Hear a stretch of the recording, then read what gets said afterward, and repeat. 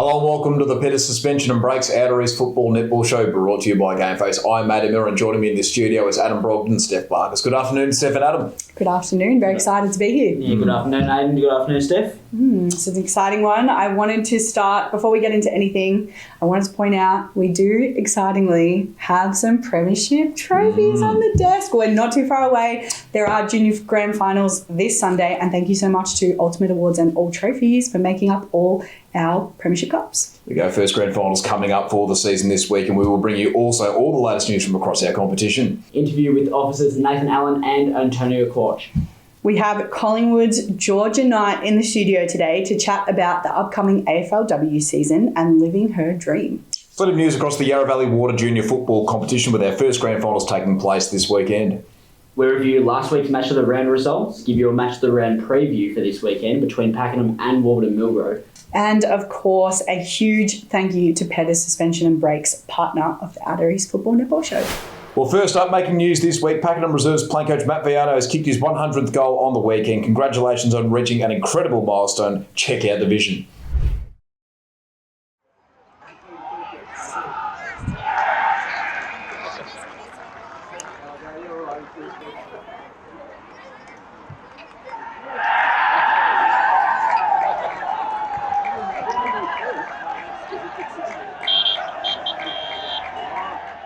Scarlett Henderson makes it into OEFN history books after kicking 52 goals across the home and away season, the most kicked in a single season by an OEFN women's player.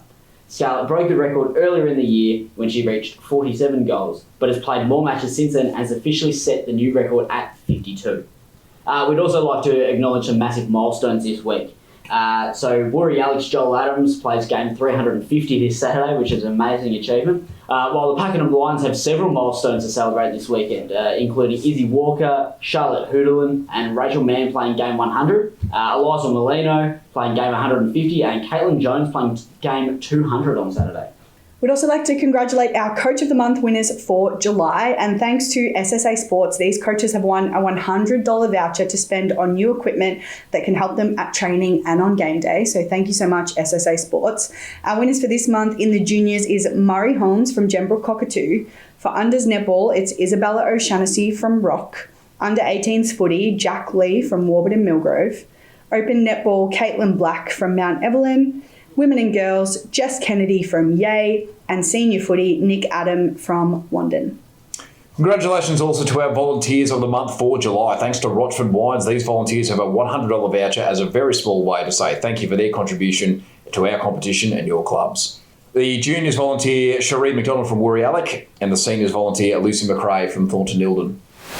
Over now to the Yarra Valley Water Juniors Corner for an update on our junior competitions. Of course, as we mentioned at the start of the show, the Yarra Valley Water Junior Football Finals continue this Sunday with preliminary finals at Wandon and our younger age group grand finals taking place at Mount Evelyn. If you'd like more information, please visit Play HQ. Time now for Match of the Round. Before we get into this week's matchup, we of course like to reflect on the weekend just gone, and our Match of the Round from last week was Emerald and Officer. Let's talk about our tips. I think I went with Emerald for both, so I was right for the netball, wrong for the footy. You went with? I went Officer for footy and Emerald for netball. So both right. On the day I did Emerald for the footy. I didn't do one for the netball, but I just thought that maybe Emerald could really push it and get it home this week. I know. Yeah. So Doss gets them both right. Boys, give me a review of those two matches. Look, we'll start off with the netball. It was a pretty dominant display by Emerald. I think, there's not really much to take away from the game, to be perfectly fair. I think a lot of the usual suspects, Mac Fox was really dominant in goals, Krista Tomlinson really good in the mid-court. No Alice Paget, but that didn't really affect them too much. Maddie Taylor came back in and she was quite effective as well. Brodie Smith and Casey Rhodes-Anderson were really quite dominant defence. It was good to see Izzy O'Shaughnessy play a lot more of the game. I mentioned the last two times we'd had Rock, she sort of played very limited minutes, but I felt like she's always, she's definitely their best goal shooter or goal attack as well when she's on court, and I thought she was definitely quite good.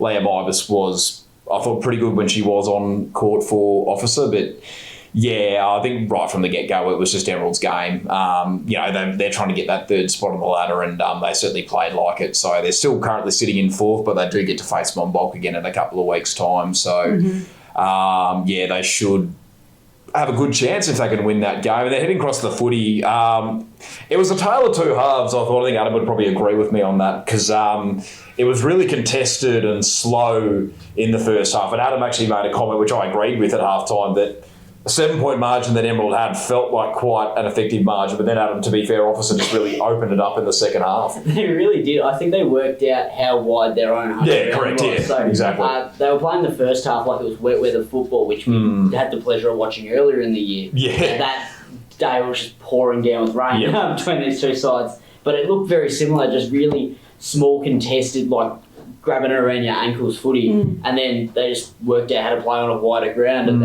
at home. So all of a sudden, I think they put 5 on in that third quarter, 4 or 5. Yeah, 5 goals in the third, 4 goals in the fourth. 4 goals in the fourth. So they just really opened it up, and Emerald just couldn't keep up, which unfortunately for Emerald does look. Their season's looking pretty dire at the moment. Yeah, they're 10 points behind now. Antonio Quach, who interviewed after the game, he was quite good. We saw Brett Maloney go forward, and he was quite effective. Mark Seedsman kicked 6 goals. He really particularly stood up in the second half when it mattered most.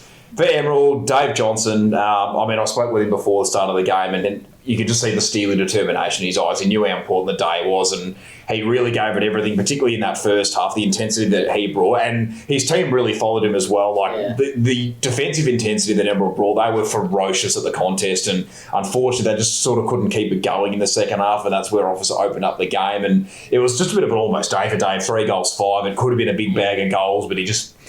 I'm sure he won't mind me saying this, just couldn't quite find his radar in front of the sticks when he probably really needed to, but that's just the way that it was, unfortunately. And as Anna mentioned, 10 points behind Officer now, and also percentage, it doesn't leave him in a great position in terms of that relegation battle, which was quite a focus going into that game. Yeah, and as we mentioned last week, it does sort of make it interesting from the netball point of view when their netball program is so strong and their A grade is looking like they're making finals. Honestly, we're sort of back where we were last season, where it was the same situation with Pakenham, where Pakenham Lions played finals, were really strong, and then the football ends up relegated. So look, we obviously like to be non-biased. We never like to pick favourites, but it's always tough when you're sort of watching someone face that potential relegation and potential... It's a bit of a shame, but look, that's the system, and that's, I think, what the clubs have agreed to, so there's not much you can really do about it. But the thing that I said last week is that a motivating factor for Emerald in the netball? Knowing the fact that they're not going to get probably a chance to win Premier Division next year, does that make them go, right, we're all in this year because we're not going to be able to be here next year to be able to do it again?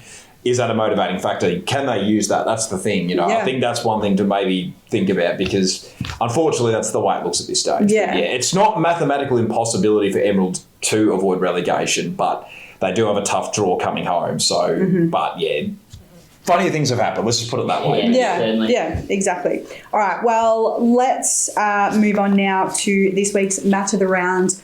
We're obviously expecting both the football and netball are going to be incredible games, because this week's match of the round is Pakenham and Warburton Millgrove. This Saturday, it's top of the table footy. It's second versus third netball action, and we can't wait. In the footy, Warburton Millgrove and Pakenham go head to head in a ladder-shaking showdown. Both are locked at 12 wins, and only percentage splits them. The winner on Saturday takes the top outright. Then, on the netball court, second plays third. In a fierce finals preview, Warby are just 1 win clear, but Pakenham's got the percentage edge. This one's too close to call. Lions or Boroughs. 2 massive matchups. 1 huge day of outer east action. It's the Rochford match of the round. So last time these two sides played, of course, was round 8 of this season. It was a bit of an interesting one because we had Pakenham the week before against Yarra Glen, and we were really kind of the view that Pakenham maybe looked like they might be a bit too strong for the division, but boy were we wrong, because when these sides did last play, Warburton Millgrove in the footy won that game by 66 points, 18 goals 9, 117 to 7 goals 9 at 51. And coming into it this time, as mentioned, both sides top and second, 12-2 record. It's only percentage. Warby's percentage 247, Pakenham's percentage 243. It's the only thing that separates the two sides, so it's incredibly close. Some of the key matchups: Tom Baker for Warburton Millgrove in the middle. He's averaging 31 disposals a game, including 9 score involvements and 5 clearances. You're going head-to-head with Luke Ryan, averaging 27 disposals, including 13 contested and 2 goals a game. And then down both ends of the ground, Josh Hagger probably head-to-head with Bailey Humphrey, second in goals in Division 1. First for Warburton Millgrove with 51 for the season. And then Sean Endeweese are probably head-to-head with Sam Cascia with 38 goals this season. He's 4th currently in Premier Division. Then heading across to the netball again. Bit of an unexpected result because, again, we thought maybe Pakenham might be a bit strong, but Warby also won this game quite convincingly back in round 8. 54-36 was the final score in that game, so an 18-goal margin. Coming into it this time, Warby is second on the ladder with a 13-1 record. That one loss only coming back to Seville all the way back in round 4 in the grand final rematch. Packy are currently at 12-2. They had back-to-back losses to Warburton Millgrove and then Seville a week after that, but haven't lost a game since then. Some of the key matchups, probably Selena Foda in the mid-court head-to-head with Amelia Ukpa. Then Ali Langdon probably goes head-to-head with Charlotte Hoodlin, who's first for goals in Division 1 with 486. And then Katie Cook probably head-to-head with Bianca Daniels, third for goals in Premier Division, first for Warburton Millgrove, in fact, with 387 goals this season. So plenty of star players across both of those sides, which should create a couple of interesting games. Yeah, I'm honest with both those matches. I'm honestly not sure. It could go either way. For me, it's a total 50-50, both football and netball. Yes. I'm really excited. Obviously, both clubs in both footy and netball have so much to play for, and I think we're going to see a lot of feeling in both these games on Saturday. Definitely, yeah. All right, let's go to tips. Adam, who are you going to go with in the netball first and foremost? I should have thought of this before I got pen to me. Go Pack and Wines for the netball. Yep. Aiden? I'll go Warby Millgrove, I reckon, for the netball. I think I'll go Pakenham as well. I think they are playing at home. I think they'll want one back from last time to sort of, prove that they deserve to be in that conversation with Warby and Seville. Footy?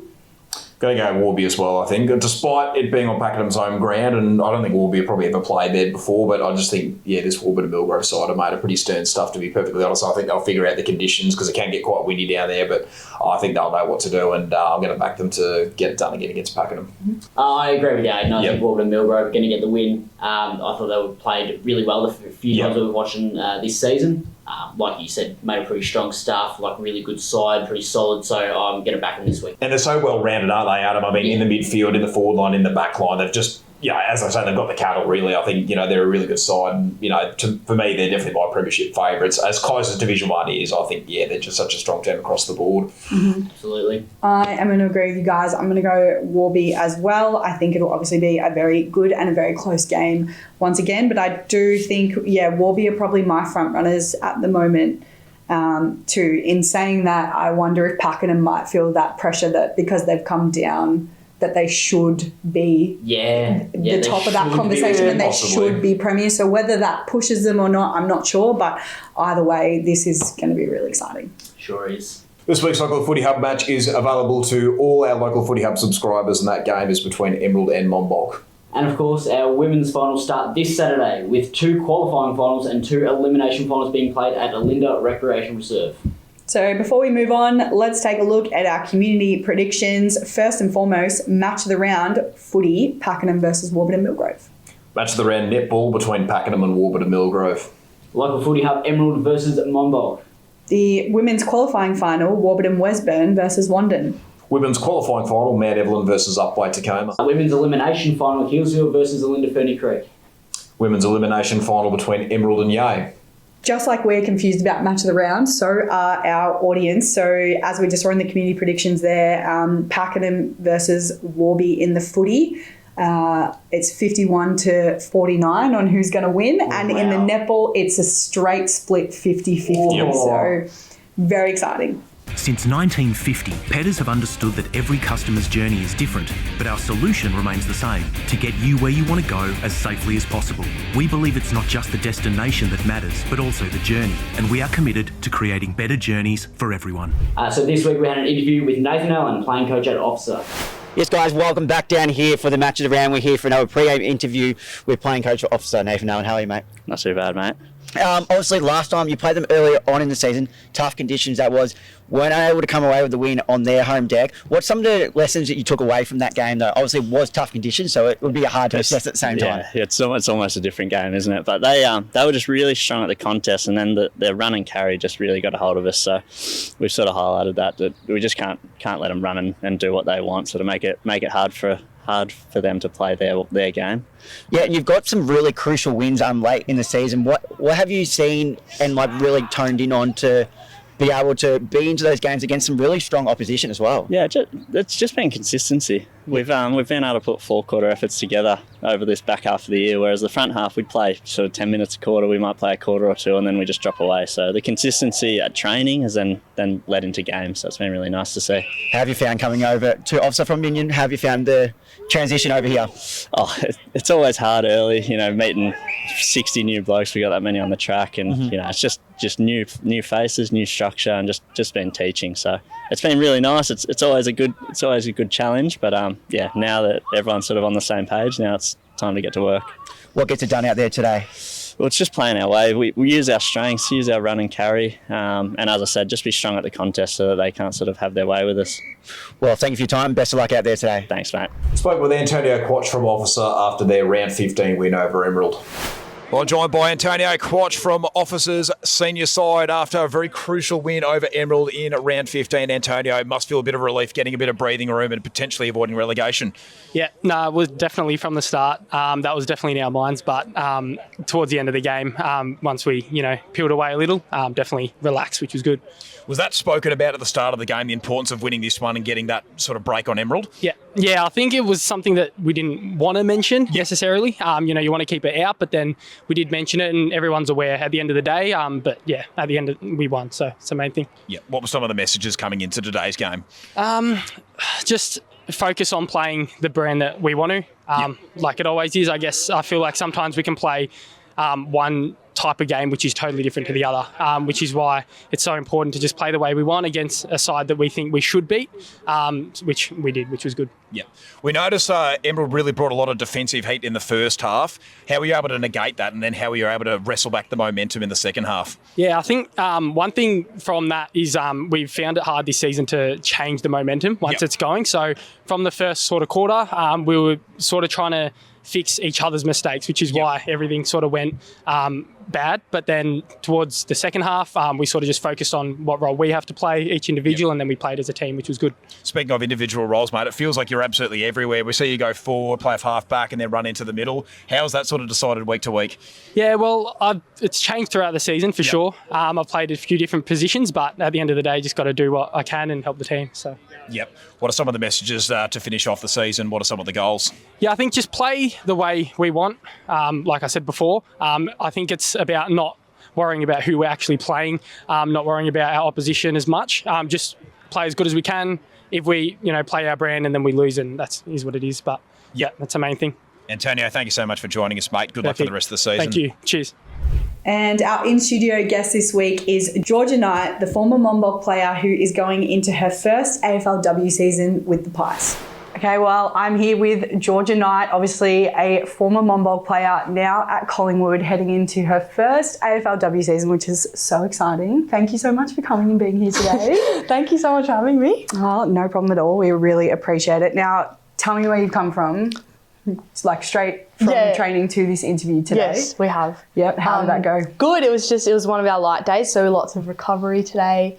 Ice bath, spas, saunas, lots of team meetings and reviews because we just played on the weekend. So just lots of line meetings and all that. And then we fed a good lunch, which was always good. Mm-hmm. And then at the end we had a jumper signing, which was pretty cool. How many jumpers did you say you thought you might have signed today? I reckon it was over 300 or something like that. But insane.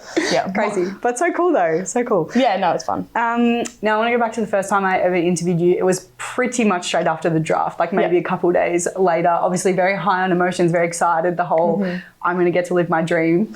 Now you have been living it for a while. Yes. Tell me how you found it so far. Unreal. It's just, I still wake up every morning and think, I can't believe this is my job. Mm-hmm. I am very grateful, very lucky to be able to say that, I am now living my dream. Like, especially that I've wanted for so long. So I guess it still doesn't feel real, but it's just unreal, like at the same time. Yeah. So cool. Pre-season training. Tell me about what you've been up to. I guess you just talked about sort of a bit of a quieter day today, but out on the track, what have you been working on? Lots of things really. Lots of connection as well. Because I guess there's quite a few new players, new team, new system. So it's just like working together, learning how each other work and what we're like, and it's been so cool. Getting to know that all these different players and thinking like going from watching these girls on TV and idolising them to now being friends with them and training next to them and, having them lace me out, shake hands, it's just unreal. So, it's been pretty cool. Yeah, that's awesome. All right, you've had a few match sims or pre-season matches so far. First one against Essendon, got a goal nice and early. Did that relax you a little bit that you got one on the board? You're like, okay, I'm here, I'm playing, I've got one. I couldn't believe it really because my coach asked me like, what sally did you do? Because at trainings we obviously practice sallies. And as soon as I kicked it, the girls just swarmed on me and I just had I didn't even know what to do. Like, it was so exciting that they all just came and jumped on me and I thought, like, the whole team came as well, which was so cool. What we watch on TV when debutantes kick their first goal, it was just like, it was like that and I couldn't believe it. So, it was pretty cool kicking a goal. But not only that, it's just like being out there finally. It's been months since playing a game of football and I think just with a whole new group of girls, like, they're just unreal. They're all now like my best friends and I just loved it. I loved every part of it. That's so good. I want to talk about Adelaide as well because you were saying you just travelled for a game over there. So how do you find the travel aspect? I guess you would have done a little bit with Rangers, but this is probably more on a larger scale now. Yeah. No, it's very professional, very cool. I enjoyed every bit of it. Like, I was getting there bright and early. But no, I just like the connection as well. Like I, go on about that. But just, we all got our own rooms, which was pretty new. Like we didn't get that at Rangers, but, so we got a good sleep, great dinner. It's just like even coffee in the morning with the girls, like it's just unreal. Like I talk to girls that, maybe wouldn't hang around with that training and getting to know them even more. It's just awesome, like that everyone's so different and that's what makes everyone so cool. Like that travel's kind of allowed for like that team bonding aspect, I guess, because you're all kind of have to be together. Definitely. Tell me about some of your biggest mentors that you have at the club. At the club, you see, they've all been so cool. Like they've all been awesome. They've helped each and every one of the new players, new draftees, and it's just the fact that even the young girls are also helping us. Like I've stayed with one of the girls, Amber Shooty, for quite a bit, and Ash Centra, like they help out a lot and I get to stay at their house. But like mentor way, I think Bree Davey, been huge, like again, idolising her on TV and wanting to be like her, and now I get to hug her at training. It's just like, it's just unreal, Same with Geordie Allen. She's been huge, just like everyone, Britt Benici, Ruby Slasher, they're all been so unreal. So I couldn't really pick just one that's been a great mentor because they're all great mentors. That's good though, right? It is. Like to have so many different people and learn different things from different, take something from everyone. That's the thing, everyone's so different. Like some are extrovert, some are introvert, and I think you just learn so much. Like even Michaela Can, very quiet, but she's a workhorse. Like I just love everything about her and what she does and all her morals and values, and she's just a great person. Talk about as well some of your closest friends. I imagine you make fast friends when you're in that kind of environment, but who are some of the girls that you've gotten really close to? Again, Ash Centra and Violet Patterson, like us three new draftees, we've gotten pretty close. We hang out all the time and I guess that helps. But yeah, Amber Shooty, Lucy Cronin, like my locker buddy Charlotte Taylor, she's hilarious. Eliza James, like it's just, I can't really just say like the closest friends, because we're all friends, and I think that's just what makes it so special. We don't have groups that we just go in. It's just like we're all one group, and I think I value that so much. You'll probably be stronger as a team for it too. For sure. Tell me about some of the things you've learnt since being at Collingwood. I imagine it's been a big change for you and you've probably learnt a lot, but what are some key things that stick out to you so far? I guess, again, like you said, everything. A lot to do with recovery and diet. I didn't realise how much that played in, our life. And again, sleep, I have no idea. I thought like staying up late, was so cool, but no, like going to bed at 8:30 and waking up at 5:30, like still that's not enough sleep for me. And it's like pretty crazy to think that. But definitely a lot of the dieting, but also high performance. Like we have a great high performance manager, Matt Pelly, and he's just unreal. Like he puts so much time into us, invests, and he, even when I got there from the start, he wanted to help me get fitter, and that's all I wanted to do. And like he's done that from day one, and I just appreciate him so much. So, yeah, that's awesome. All right, I want to take you back to Interleague jumper presentation night. So you came down, you presented the jumpers to the girls, you talked a little bit about your pathway, how you'd been in the Interleague program, made it to Eastern Rangers, then got drafted. But something that has stuck with me that whole time and that I'd love you to tell the wider audience about is the goldfish that you draw on your boots. I think it's a great message, especially for younger players. And our younger players are about to go into their finals and grand finals. Yes. Tell me about the goldfish. Well, so every training, every game, I draw a little goldfish on my wrist. It's actually still there. And my boots. And I got it from TikTok. Ted Lasso, I'm pretty sure his name is, that soccer show. He just said, what's the smartest animal in the world? And he goes, it's a goldfish because they have a 10-second memory. And it stuck with me, especially as a footy player and struggling so much with like confidence and letting things go. Like I fixate on things so much and I find it very hard to let it go really because I just think about it over and over. So, but goldfish, they bump into the mirror and they just forget that the mirror's there. Like they don't even know. So I guess I use a lot of analogies, especially with my other job in mentoring. And I guess for me especially, it helps me like understand things. Especially with my ADHD, I find it hard to, when people try to explain things. So I guess if I not dumb it down, but simplify it so much that it makes it fun in a way, I guess that's why I do it. But yeah, again, goldfish have a 10-second memory. So if I miss a goal or I miss a tackle, I just think, all right, forget it. Like I'll just get the next one. And I say this all the time, how footy's not a game of cricket, how we have multiple opportunities. It's not like if I get out, I go in the change rooms, I throw my bat against the wall. It's just, I get so many more opportunities in a game of football. And I think, we take that for granted. So I guess that's why I write the goldfish. Yeah, that's awesome. Have you got any goals for 2025? Is there anything in your first season that you're like, if I had my ideal world across my first season, this is what would happen?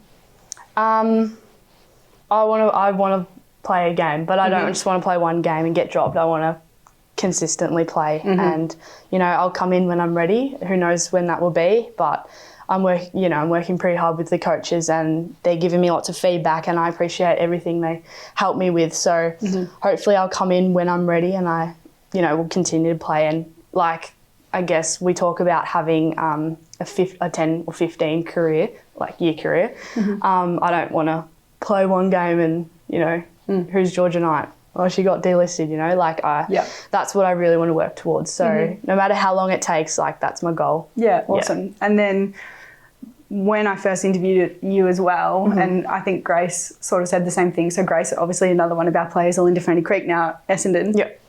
You guys really wanted to play in a game against each other. Yeah. So is that still something that you'd love to have at one point where you walk out there and you see her across the field? Well, we just did. Because the practice match. Yeah, first match sim we played. What was that like going from teammate to then it was unreal. against each other? Nothing changed, We both said hi, we gave each other a hug and we just, we battled it out on the ground. We didn't really get near each other because she was playing in the midfield and I was up the forward. But, even after the game, we just said, good to see you. We gave each other a big hug and there was just nothing changed. Like, we're still friends and I love it. Yeah, that's awesome. Well, Thank you so much. Really appreciate you coming in and giving us some of your insights, and best of luck for this Thank season. you. Thank you so much for having me, and good luck to you guys. Well, that pretty much wraps up all there is to talk about on the Pedders Suspension and Breaks Outer East Football Netball Show this week. Remember, if there's anything you'd like to see in the show, make sure you leave a comment down below. Steph and Adam, thank you again for joining me in the studio. No problems. Thank you very much.